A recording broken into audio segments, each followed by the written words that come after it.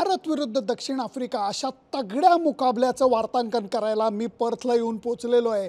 लांब लचक प्रवास होता हा। सिडनीहून पर्थला येण्याचा प्रवास जवळपास 5 तासाचा असतो।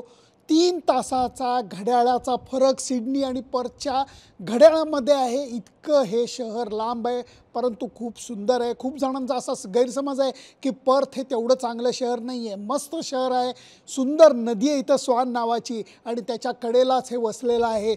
पर्थचं स्टेडियम भव्य दिव्य स्टेडियम आणि इथेच काटे का मुकाबला म्हणजे भारत विरुद्ध दक्षिण आफ्रिकेचा सामना होणार आहे। भारत विरुद्ध पाकिस्तान सामन्याला महत्त्व नक्कीच होतं। त्यावेळेला बोललं जात होतं शाहीन शाह आफ्रिदी, राऊफ आणि हे सगळे बॉलर असताना, नसीम शाह हे असताना त्यांची बॉलिंग विरुद्ध आपली बॅटिंग असा हा मुकाबला रंगेल। पण मला वाटतं त्याच्यापेक्षा जास्त धार ही भारत विरुद्ध दक्षिण आफ्रिका सामन्याला असेल, कारण समोरच्या टीममध्ये पार्नेल आहे, लुंगी एनगिडी जेन्सन टीममध्ये खेळत नाहीत, एनरिक नोकी आहे आणि जगातला एक सर्वोत्तम फास्ट बॉलर रबाडा हा सुद्धा त्यांच्या टीममध्ये आहे। आणि त्यातनंही हे विसरू नका, बाकी विकेट्सच्या तुलनेमध्ये पर्थचं विकेट हे नक्कीच फास्ट बॉलिंगला साजेस असतं। इथे जसं भारतामध्ये काही काही पाटा विकेटवरती, बॅटिंग फ्रेंडली विकेटवरती बॅट्समन अगदी जिभल्या चाटत असतात, तसं या विकेटकडे बघून फास्ट बॉलर खरोखर असं म्हणत असतील काय करू आणि काय नको। परंतु नोकियाचं म्हणणं छान होतं। तो म्हणतो या विकेटवरती उलटं स्वतःला कंट्रोलमध्ये ठेवायला लागतं, भावनांवरती तुम्हाला काबू करायला लागतो, कारण त्याच्याशिवाय या विकेटवरती बॉलिंग टाकता येत नाही। भारतीय संघासमोर सुद्धा बॅटिंगच्या बाबतीत वेगळं आव्हान आहे की इतक्या टॉप बॉलिंग विरुद्ध आपल्याला उत्तम बॅटिंग करायची आहे। हवाई थोडीशी ढगाळ आहे, त्याचाही परिणाम थोडासा बॉलरच्या दृष्टीने चांगला होणार आहे। आणि दुसरीकडं आपल्या बॉलर्स करता एक आव्हान असणार आहे की या विकेटवरती नक्की टप्पा आणि दिशा ही काय ठेवायची। एक चांगली गोष्ट अशी आहे की भारतीय संघ जेव्हा भारतातनं निघाला ना ऑस्ट्रेलियामध्ये पोचला, तो पर्थला पोचलेला होता। पर्थला 7 दिवसाचा कॅम्प भारतीय संघाने केलेला आहे। इथं 2 प्रॅक्टिस मॅचेस भारतीय संघ खेळला आहे, त्यामुळे इथलं वातावरण, इथलं विकेट याचा चांगला अंदाज भारतीय संघाला आहे। त्याचा चांगला परिणाम हा आपल्याला भारत विरुद्ध दक्षिण आफ्रिका सामन्यामध्ये बघायला मिळेल।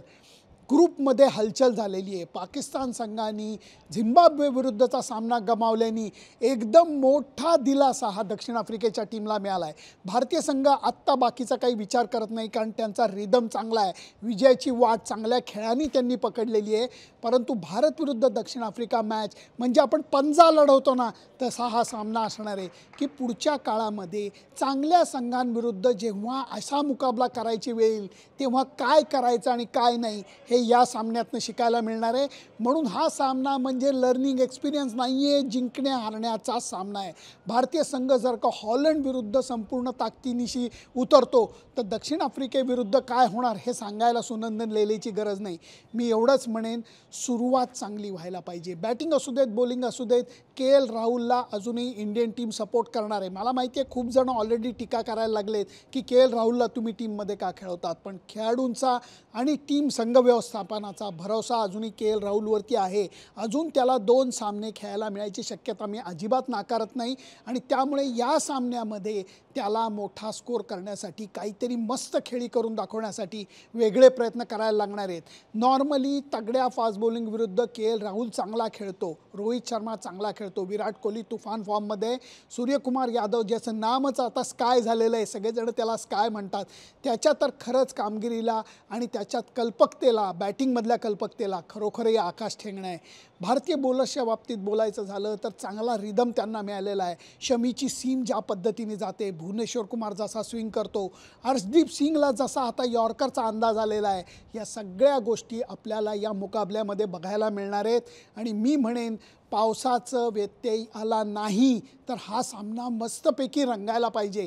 मी एक गोष्ट सांगतो, बघता बघता या मैदानाची तिकीटंसुद्धा संपलेली आहेत। अगोदर या तिकिटांना तेवढा भाव नव्हता, कारण लोक साशंक होते भारतीय संघ कसा खेळेल। पाकिस्तान विरुद्धचा सामना जिंकल्यानंतर उत्साहामध्ये एकदम उधाण आलेलं आहे, त्यामुळे या सामन्याला सुद्धा हे मागचं मैदानात जे प्रेक्षागृह आहे ते खचाखच भरलेलं, म्हणजे 50 ते 60 हजार प्रेक्षक या मैदानात बसलेले तुम्हाला दिसतील आणि आपल्याला एक रंगतदार मुकाबला बघायला मिळेल अशीच माझी अपेक्षा आहे। बॅटिंगमधले थोडेसे काय म्हणतात तसे दुरावे आहेत ते दूर करणं, बॉलिंगमध्ये लय जी आहे ती पकडून ठेवणं, हेच आव्हान भारतीय संघापुढे असणार आहे। ते कसं बघतात हे बघायला याच मैदानावरती तुमचा प्रतिनिधी म्हणून मी हजर असणार आहे। तुमचं मत काय आहे? पाऊस पडतोय, मॅचेस कॅन्सल होत आहेत, तुमचं मत काय? त्या ग्रुपला मोठा धक्का लागला आहे. कालचीच गोष्ट बघा, मेलबर्न क्रिकेट ग्राउंडवरती इंग्लंड विरुद्ध ऑस्ट्रेलिया सामन्याला सुद्धा प्रचंड गर्दी होती आणि पावसाने त्या सामन्यावरती, त्या प्रेक्षकांच्या उत्साहावरती पाणी फिरवलं. मला खूप वाईट वाटलं. आशा आहे की आता पुढच्या ह्याच्यामध्ये पावसाने पाणी फिरवू नये, चांगले सामने होआहेत आणि त्या सामन्यामध्ये चांगला खेळ करणारे संघ सेमीफायनलला यावेत. तुमचं मत काय मला जरूर कळवा. त्याच्याकरता माझं फेसबुक पेज आणि माझं यूट्यूब चॅनल सबस्क्राईब करायला विसरू नका. तुम्हाला फक्त एकदा शेवटचं या मैदानाचं छान रूप दाखवतो आणि मग तुमची रजा घेतो.